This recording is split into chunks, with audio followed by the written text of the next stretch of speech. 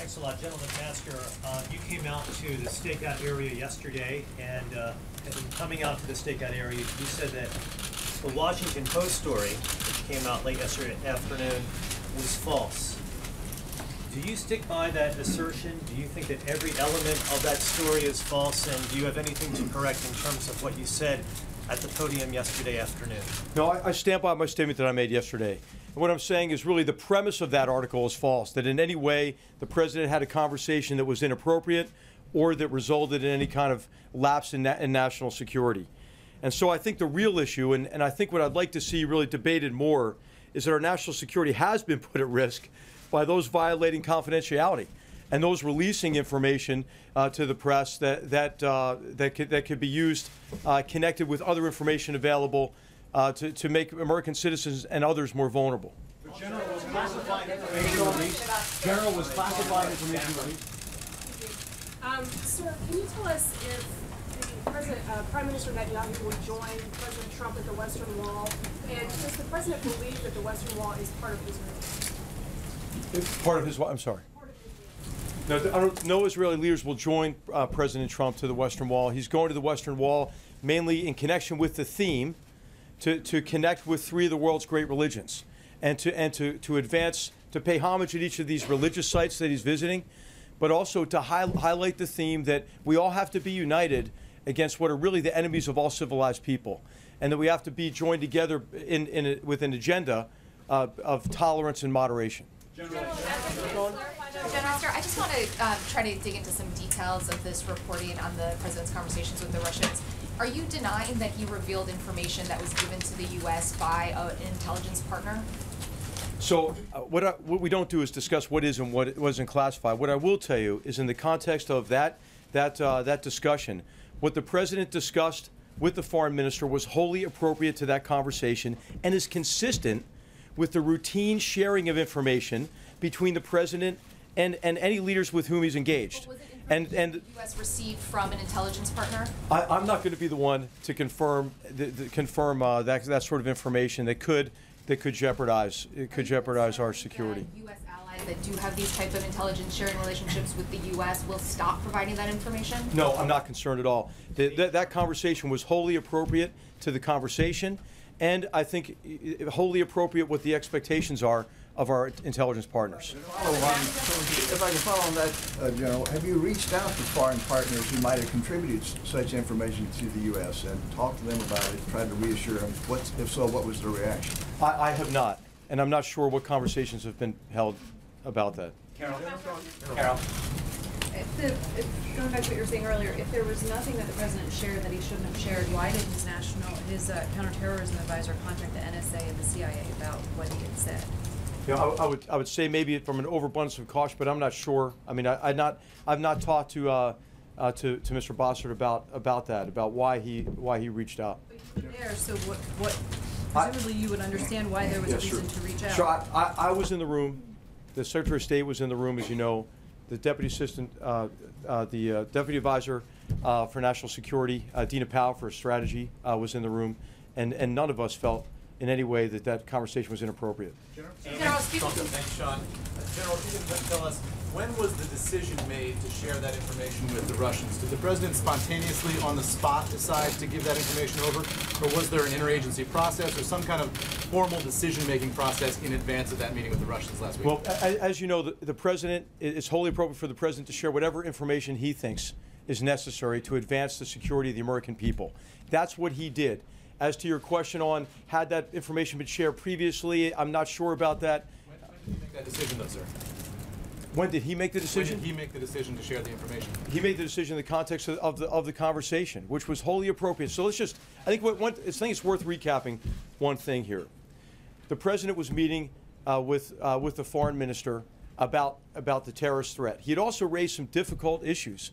What we expected in terms of different behavior from Russia in key areas like Ukraine and as in Syria. But then the president was emphasizing, hey, we have some common interests here. We have to work together in some critical areas, and we have an area of cooperation with transnational terrorist organizations, ISIS in particular, an organization that had already taken down a Russian airliner and murdered over 200 people in October of 2015.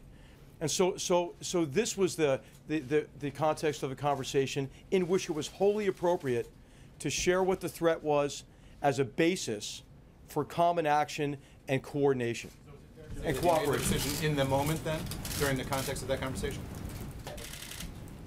Excuse me. I want to follow up first with Jennifer's question, which you didn't answer about the Western Wall being part of Israel. Oh, that sounds like a policy decision for, you know, and that's the president's intention. And I did answer the question in terms of what his intention is and what did he go with Israeli officials.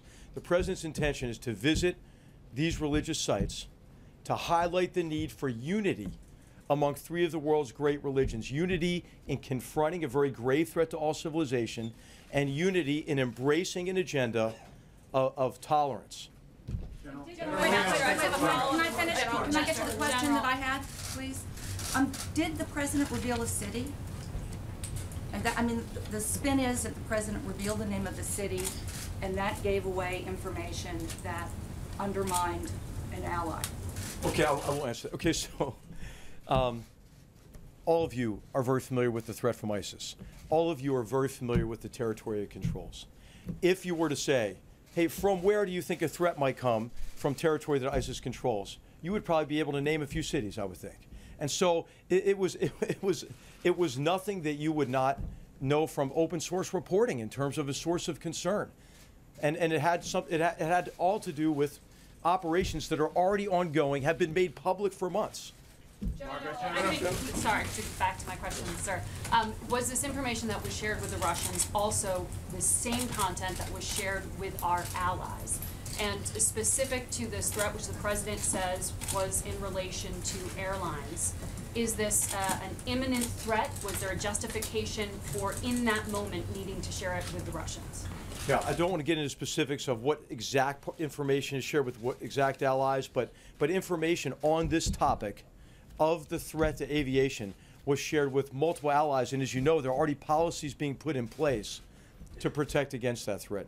And you and many others have reported widely on this. Something that our allies did not. Is that what you were saying? In terms of the specifics, I have no basis for comparison on what was shared with what country. But I will tell you that it was our impression of all of us that were in the meetings, I've mentioned already, that what was shared was wholly appropriate given the purpose of that conversation and the purpose of what the president was trying to achieve through that meeting. But there's no imminent threat. General, when you came out after the story broke, you said that the president did not disclose any sources or methods. He did not reveal anything about military operations.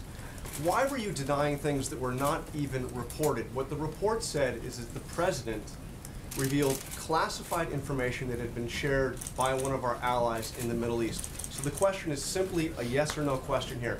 Did the president share classified information with the Russians in that meeting?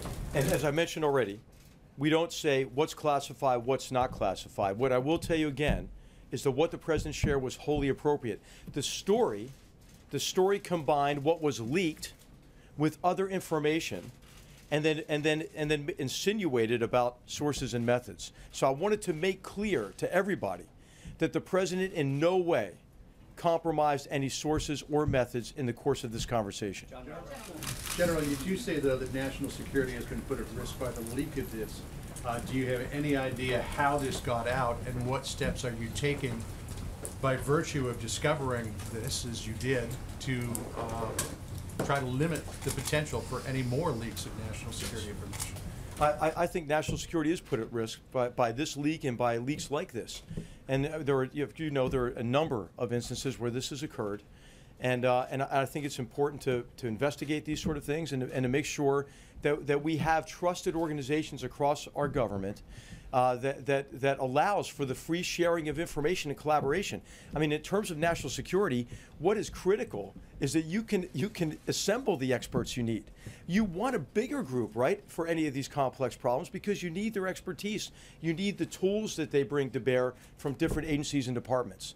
And so what we really have to do is make sure we have a very high degree of confidence in all of our organizations and all of our systems and processes so we can do what we need to do for the president, which is give him our best advice, and give him options to deal with these very complex problems. Clearly, you can't have that confidence by virtue of what happened yesterday. So do you have an idea of how this got out, and how can you tighten up the ship, as it were, to ensure, from your perspective at least, that this stuff doesn't get out? Well, I think it's incumbent on all of us to bring in the people with the right authorities and the right mandate to take a look at how this leak occurred and how other breaches may have occurred as well. General McMaster. Thank you. General McMaster, to put a finer point on it, is there now an active investigation into how this information was leaked? And can you tell us about who's running that investigation? And I also would like to ask you, given that President Trump is now going to be meeting face-to-face with literally dozens of foreign leaders, if there are sensitivities to his discretion in what sort of information to decide to declassify, how is that something that you were advising him ahead of this foreign trip? Yeah. Well, I mean, there are no sensitivities in terms of me or anybody who's been with the president in many of these engagements. He shares information in a way that is wholly appropriate. And I should just make maybe the statement here that the president wasn't even aware, of where this information came from. He wasn't briefed on the source or method of the information either. So I'm sorry, this is going to have to be the last question because we do have the president of Turkey coming, I think, momentarily. Thank you very much. We contradict you, General. We have more questions.